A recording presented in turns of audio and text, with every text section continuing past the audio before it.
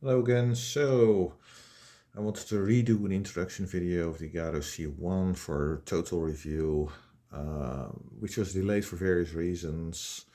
One of them was ride noise and wind noise that the DJI Osmo Action 4 gives or gave in some videos, including that one that I made, which was a bit annoying. So I thought, okay, I'll make a new one. But what about? So I'll put it out soon. What about the Schmidt light, which was supposed to be coming out with USB charging, and yeah, they say 16 May it was released, but in some places they say already in December it was available. Okay, it looks like, oh, this is really annoying, this horizontal scrolling shit. I usually don't visit sites anymore that have that. Really annoying. Not that I really let things get to me, by the way. Watched a video recently about something and said, yeah, it's not a problem. Why do people... I get annoyed, but I don't get annoyed because I just let it go and don't visit, in particular, those sites. And the issue is attracting attention. And that's, by the way, the video that I watched recently. It was also about attention and getting stimulated, and that phones keep your attention. And I don't have that. Um, but I can go into that a bit more later in another video. It's similar to why I thought the video that I watched, I showed a bit about it, or from it, about, and mentioned some issues with it. About cognito hazards. I thought, this is the stupidest concept ever. Why does anyone have any problems with any of these things that are mentioned? They're just not issues. Same as that I was in 2018 in Kharkov to meet a woman, to give her some help, and for myself to talk to some people about these kinds of topics, but actually not really letting things go, like not getting annoyed, not getting angry, etc. Not getting worried, but a few other topics, but slightly related.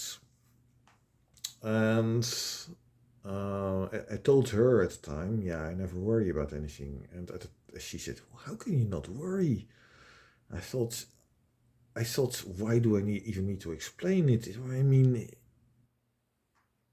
I thought it was like natural and something more or less obvious, but I should explain it. And when you think about why do other people worry about things and other things, then you realize also why people who write self-help books, for example, and do meditation and all this kind of, why they can't properly explain why you should not let things get to you.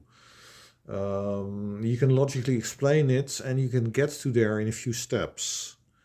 And that's what I've been talking about, for example, in the Koncharenko Center in Kremenchuk in Ukraine, about how people can make their lives better using this method of mine. Okay, but that's for another video. Let's go to this. Ladelux. EQX or XS, maybe round shape, because they always use Busch-Miller reflectors. Handlebar switch, nice. With cable, nice. Better than with Bluetooth, what Igaro wants to make, which is, yeah, they don't need to change the headlights, but I would like to see a cable, switch with cable. That always works. It's simple. It's nice with the USB connector via magnetic plug, but it's also not nice in the sense that you need a special cable, which means if you lose it, you're screwed somewhere on a bike trip. And otherwise you can, if you lose a standard USB cable, CC cable, then you go to any store that has electronic stuff and you buy a new one. All right, so this is good and bad. This is good. Light available only at Ladelux partner stores. This is bullshit. Wiring partners materials are customized on site. I don't need that. I can do it myself. 2 years warranty. Short for this kind of price, 480 euros. Now look at Igaro, 330 pounds at the moment, and I use xe.com to convert. 386 euros. So in German and Dutch, by the way, this is reversed. So we say 6680. That's why people sometimes say it incorrectly. They switch the last two numbers because we say it differently in Dutch and English. In any case, back to this. So the Igaro C1 is, and I'll show this video a bit later, 100 euros at the moment, cheaper than the Ladelux.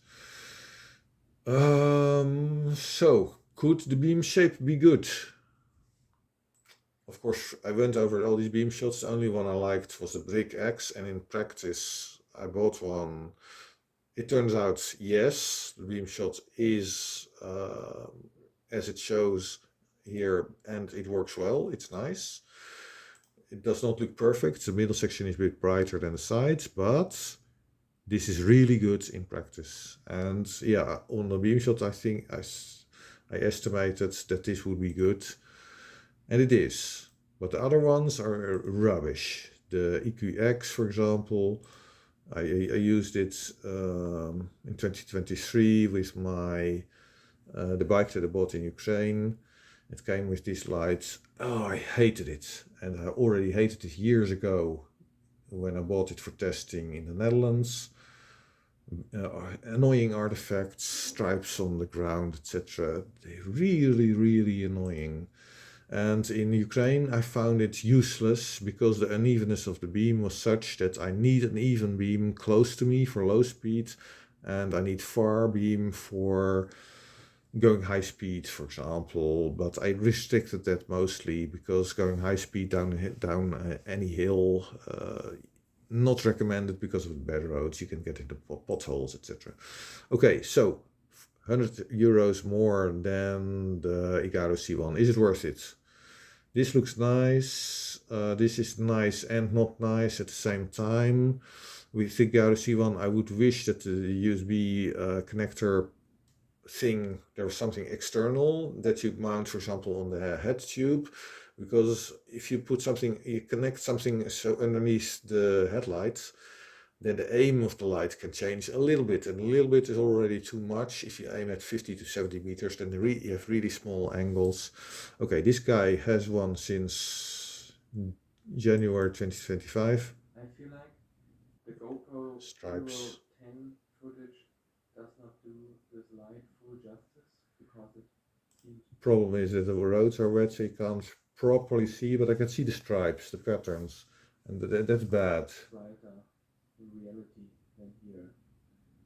So to have maybe some other means of recording, I also used my iPhone here with two different lens options.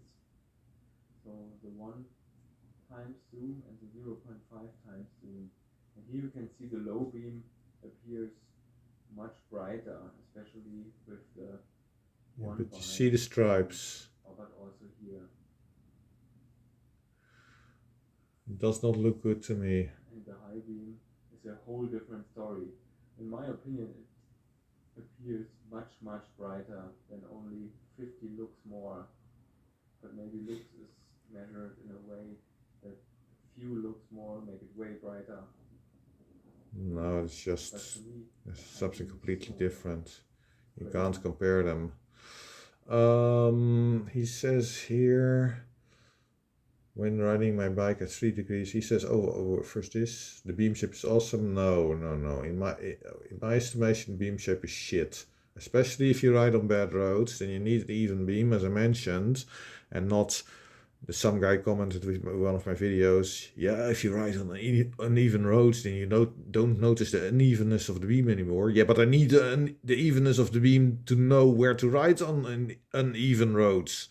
In any case, for uneven roads, for bad roads, potholes, whatever, you need a good even beam. The Igaro C1 works fairly well. It's not perfect at all, but the Philips SafeRide 80, for example, is better in that regard. It's the most even beam I've seen so far on any bike light.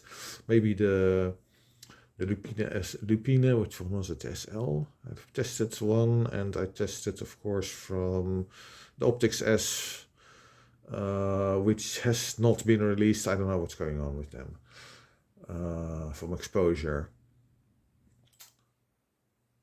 I was afraid to flash it at anyone. Oh, wait. Yes. So, beams, he says the beam is awesome. I think it looks bad on the video. When riding my bike at 3 degrees Celsius below zero, so minus 3 degrees Celsius, high beam does not turn on, also not after roughly 10 to 15 minutes of riding with low beam. I think that's because the high beam is dependent on the battery, and the battery does not get charged below zero because it's a lithium ion battery. Yeah. Lit area very close to front wheel to both sides, which might help with turning. Yeah, forget it. Come on. Not really. You need a really wide beam close to you to help with really with in corners, in turns.